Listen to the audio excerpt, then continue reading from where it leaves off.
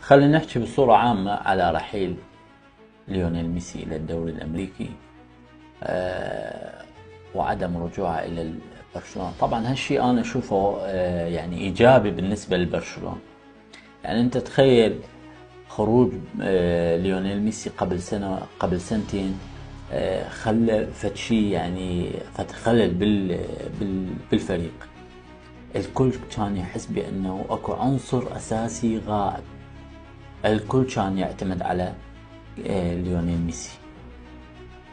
ولكن الموسم الماضي شفنا غير. برشلونة متغير. برشلونة اللاعبين يعتمدون على بعض، ما يعتمدون على لاعب واحد، لاعب جماعي.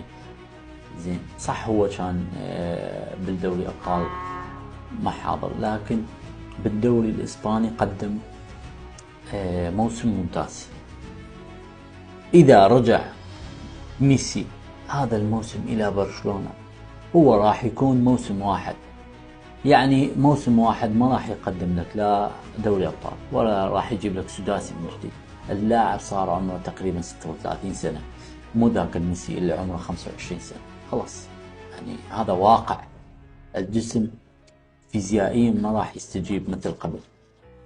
حتى رونالدو نفس الشيء. فرجوع ميسي كان سلبي أكثر من إيجابي. أنا مرات تصرفات لابورتا يعجبني. صح هو ضحى بميسي، لكن مرات الظروف يحكم واحد يضحي بشخص على مود مجموعة، فهو ضحى بميسي على مود برشلونة بالكامل، فهو هذا الصح.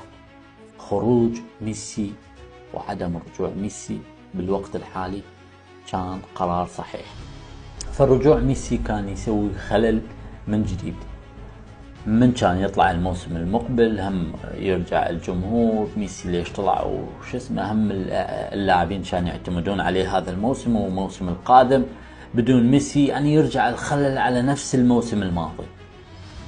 فالأفضل هو عدم رجوع ميسي.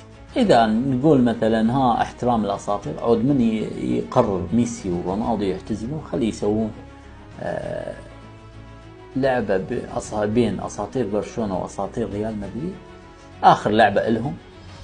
بذاك الوقت يصير تكريم لكريستيانو رونالدو والميسي. صح هم نجوم وأساطير، لكن خلص لكل بداية نهاية.